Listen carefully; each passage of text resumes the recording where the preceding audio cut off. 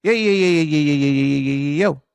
Welcome back to another edition of the Men Who Cry podcast. We have a special guest joining us today. It's always special when Nina Gibson comes on, blesses us with her face, her voice, and her great talent. Nina, how are you doing today in Houston?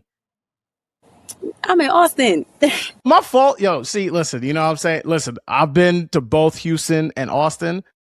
Very lovely cities. Very lovely cities. I love Houston. That was probably the only. Never had a bad time in Houston, ever. All right, I got to share this quick story about Houston now. All right, so this is 22. I think this is 21 or 22. Me and my boys are like, yo, we got to go somewhere. It's like December time. Like, well, we got to go on a trip, whatever. No, we're on a trip. And for whatever reason, somehow we go like, let's go to Houston. I don't know how we got to Houston. We're like, let's go to Houston. So we go to Houston. I don't even know where we're staying at. We're at some spot. So I'm chilling there. We're having a good time. Boy. We end up going to this place that is literally called, I think, The Spot. Now, someone, if y'all people listen to this are from Houston or know what I'm talking about, please in the comments let me know. I'm pretty sure it's called The Spot. Okay. When I tell you this was the most like hood shit I've been to, and again, I've been to some places where I thought I wasn't gonna make it out. This felt like one of the places, and I'm in a place where dudes are just carrying. So we go inside, and I'm like, well, I think at that point I was 28, 29. I lived that long. I'm good. You know what I mean? I walked inside. Oh my gosh. That was the best time I ever had in my goddamn life. That place was great. Okay. They gave something called the candy cane, I think it was called. And I was like, yo, this is fire. Like, I don't know what it was. It was super small. It is the classic, like, you walked in, it looks like a hole in the wall. You don't know nobody, and you are just packed in, and the music was bumping. So I'm pretty sure it was called The Spot. Again, if anyone can double check that or confirm that for me, I don't know, but that place was great. So Houston, I had a great time. I would love to go back. Never have a bad time in Houston. And you never leave Houston on a Sunday. I hope everyone knows that rule. Never leave on a Sunday. Why do you not leave on a Sunday? Sunday fun day. Okay. That's just you go to brunch, then you go to the day party and let the night take you away wherever that may be. Leave Monday, not Sunday. Okay. Well, apparently y'all got the spring breakers now too. So that's where they're going at, because they're not going to Miami now either. Yeah, because Miami shut down South Beach in like 2019, and they're trying to bring it back apparently. Yes, because it's money. Anything that leads to money, that was stupid to begin with. That was very dumb. That was very dumb. We don't want for y'all to come back. Just, bro. Idiots. Now Houston getting all the spring breakers. That's the weekend that I actually don't go. I don't go to Houston during spring break time because absolutely not. But yeah, any other time, never have a bad time. Well, low key is apparently I was hearing there were some adulters trying to do those spring breakers. Like there was some 20-something-year-olds, like 28, 29-year-olds trying to roll up on the spring breakers, which is that's odd. And mind you, this was not I know the first thing people gonna think about is like there's a bunch of old dudes trying to get with some young girls. This was gender equality. Okay. This was everybody of all ages, not all races, but of all ages was trying to have a good time. Everybody was trying to have a piece. The locals were trying to see what was up down there. But Nita's here because we are going to talk about the WNBA. Get into the season. I'll start off with saying this. I am very excited for this season. We had two new teams that are coming in, the Portland Fire, the Toronto Turbo. Tempo, sorry. I keep calling them the Turbo, the Tempo.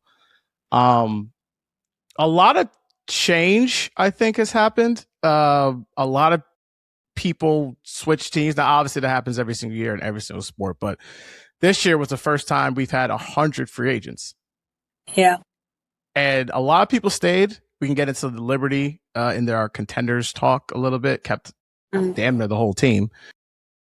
But I'm curious for you, Nina, like what's your kind of expectations for the 2026 WNBA season?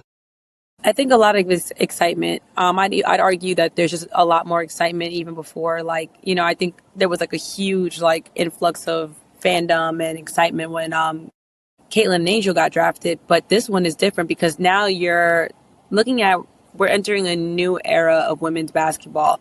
They're getting paid more, paid a lot more fairly. They fought for what they wanted. They got what they wanted, despite everyone boo-hooing about it and acting like it was coming out their damn pockets. And I think when you see people not playing in vain anymore, and not just doing it for the love of the game, but actually being able to like provide properly and not without like having to make up for the rest overseas. I think you're going to see a different type of play from these ladies. I think you're going to see a different type of passion and a different type of heart, because I think they've always had heart, they've always had passion, but there's always been that thing in the back of their head where it's like, oh, I got to go overseas after this. Am I ever going to get a real break? Is this worth it? Should I start venturing in other places? But I think to see them being able to put their all of the players from the rookies to the vets, put their all in it, get what they're deserved and owed, and it's being showed that like they can fight for these things. I think we're going to see a different level from these women, a level of which I think stats won't tell the whole story.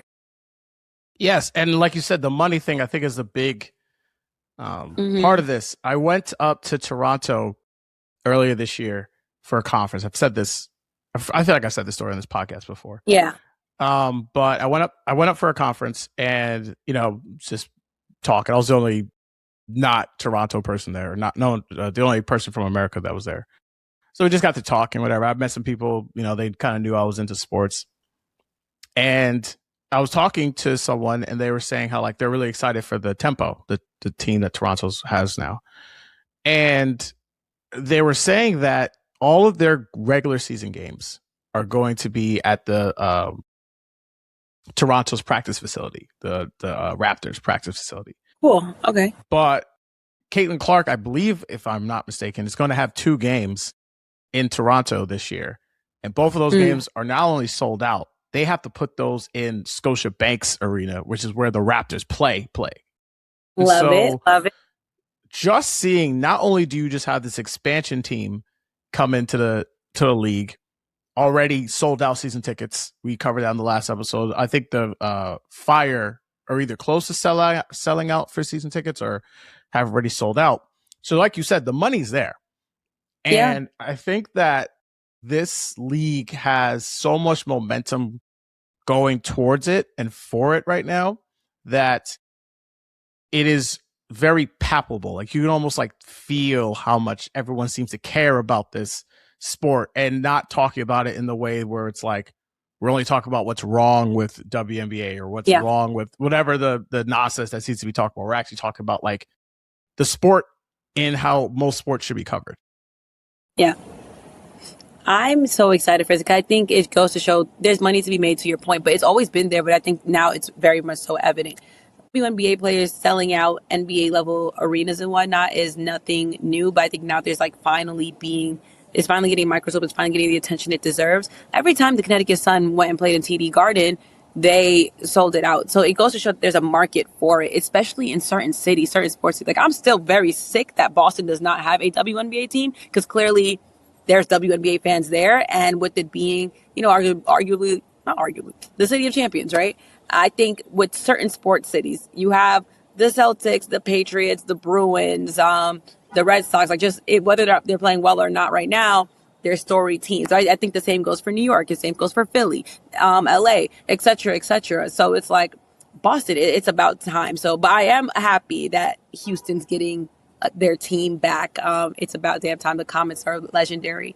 But I say all that to say there's a market for it everywhere, especially in certain cities. So seeing that the Temple is already selling out like some certain season tickets, that they're selling out Scotiabank, like it's duh, So I'm glad it's happening. I'm very happy it's happening.